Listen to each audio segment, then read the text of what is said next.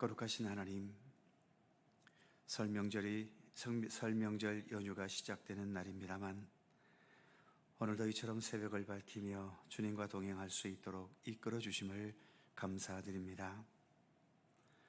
어떠한 상황에서도 심장은 멈추어서는 안 되고 또 우리의 호흡도 멈추어서는 안 되는 것처럼 주님과 함께 살아가려는 우리의 믿음의 의지도 결코 멈추지 않도록 저희를 붙들어 주시옵소서.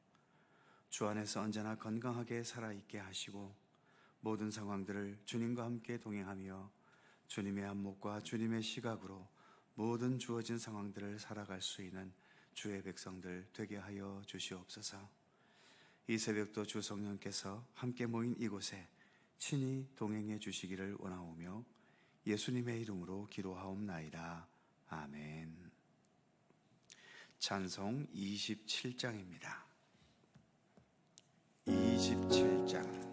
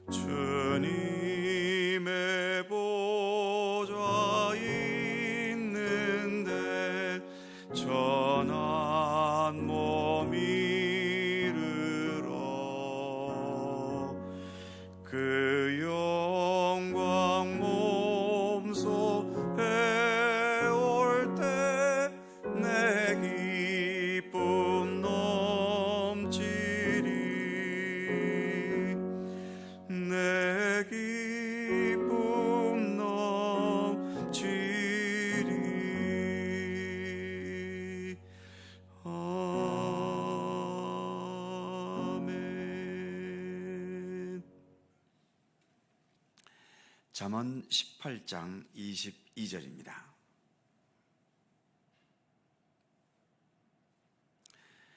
잠언 18장 22절에서 마지막 24절까지의 말씀입니다.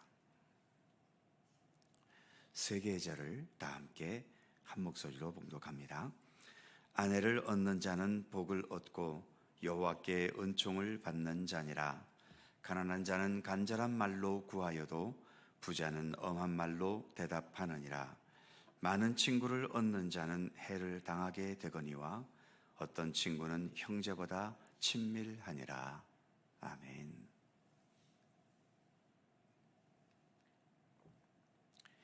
22절 말씀을 다시 봅니다. 아내를 얻는 자는 복을 얻고 여호와께 은총을 받는 자니라. 우리나라에는 가족관계에 촌수가 있죠. 부모 자녀 간에는 1촌, 형제 간에는 2촌인데 부부관계에서는 촌수가 없습니다.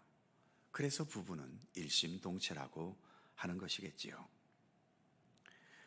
본문에서 아내를 얻는 자는 복을 얻고 여호와께 은총을 받는 것이라고 말합니다만 잠언의 말씀으로 교육을 받는 자들이 그 당시에는 주로 남성이었기 때문에 아내를 얻는 것의 중요성을 말했을 겁니다.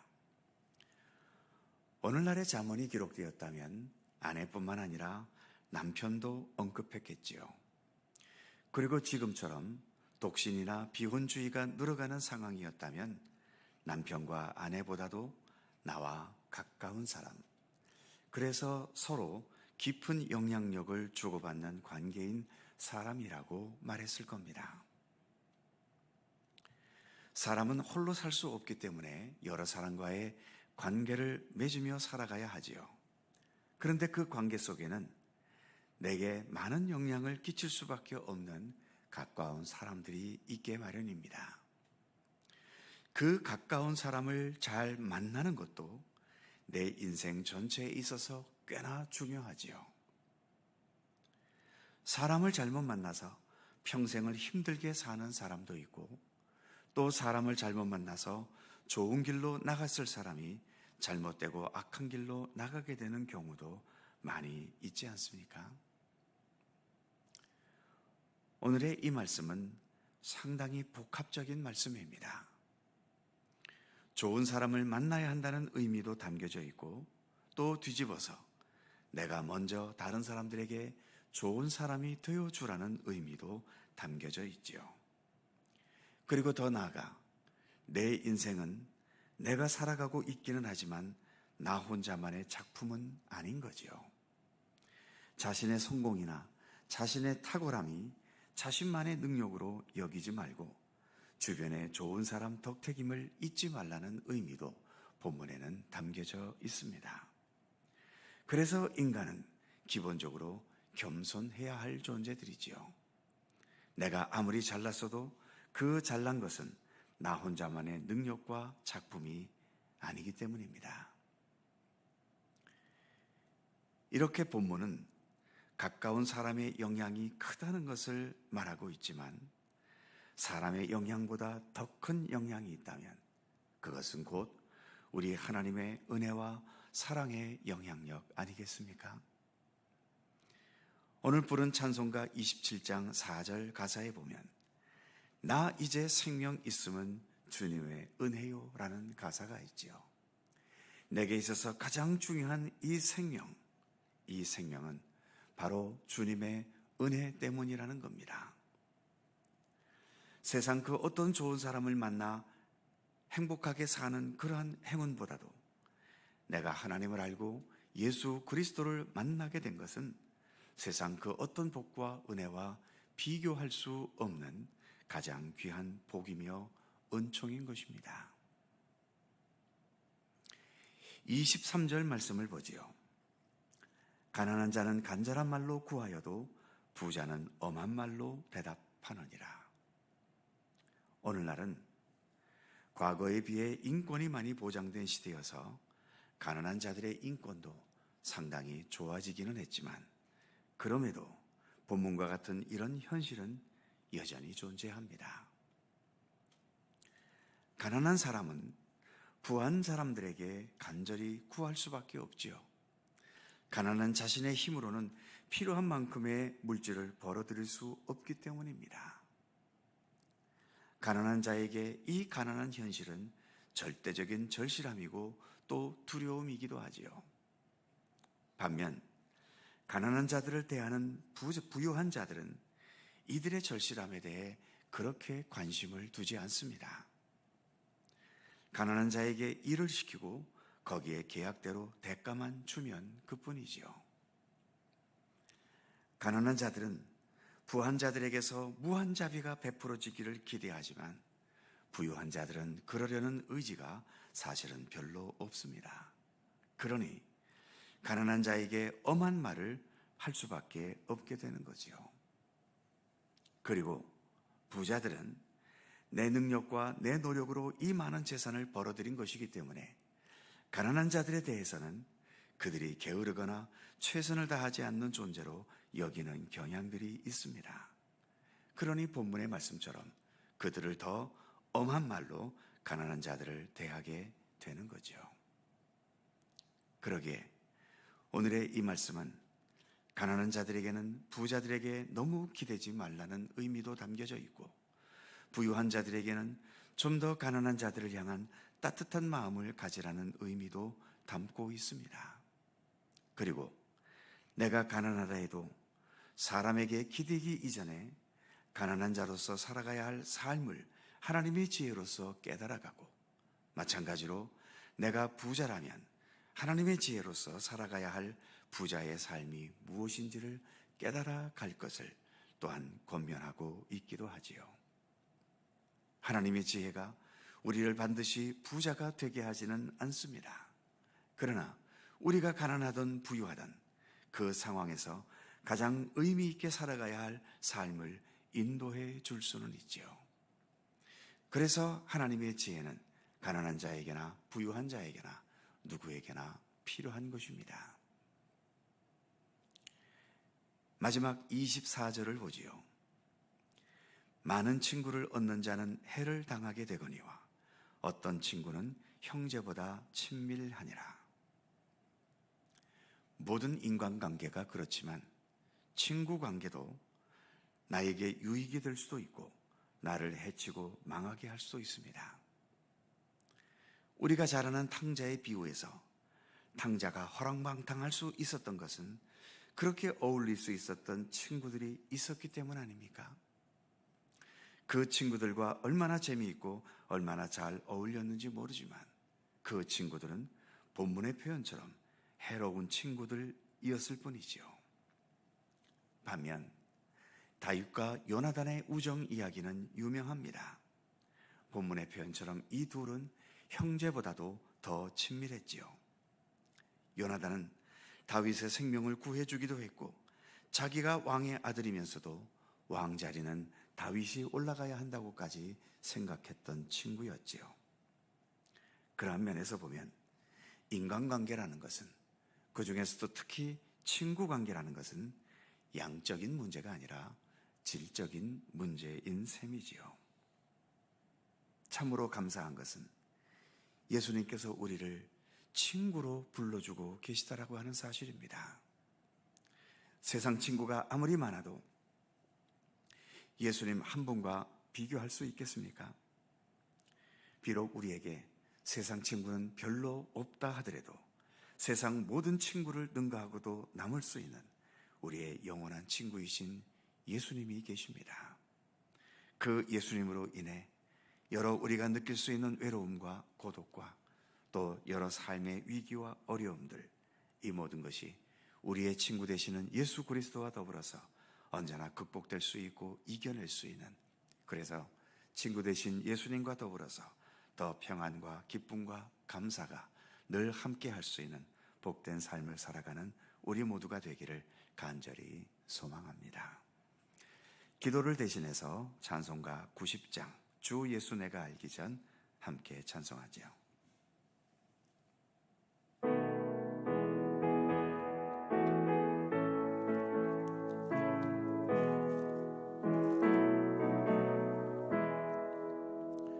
주 예수 내가 알기 전 날 먼저 사랑했네.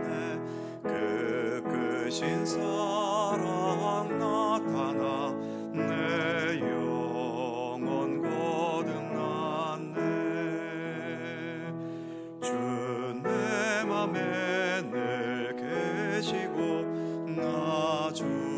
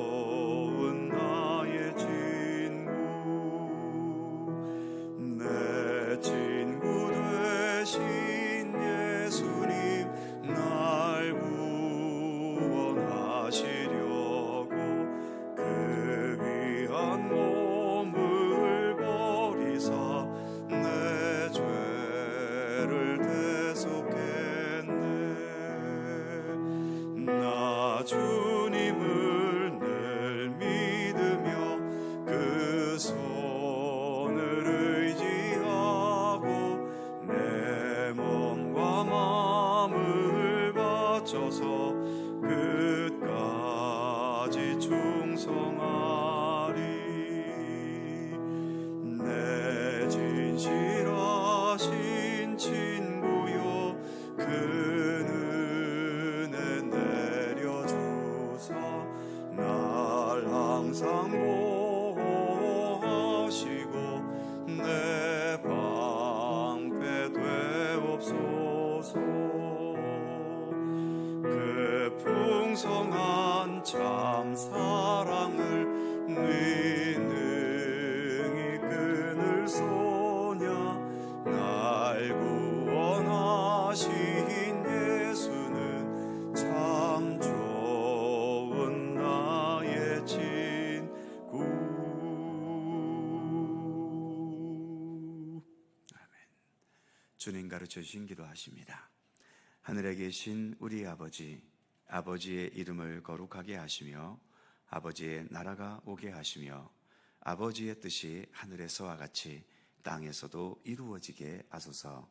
오늘 우리에게 일용할 양식을 주시고 우리가 우리에게 잘못한 사람을 용서하여 준 것 같이 우리 죄를 용서하여 주시고 우리를 시험에 빠지지 않게 하시고 악에서 구하소서.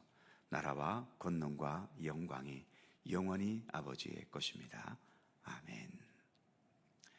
내일은 설 명절이어서 새벽 기도회는 있지만 차량은 운행되지 않습니다. 차량이 없으신 분들은 유튜브를 통해서 참여하시면 좋겠습니다.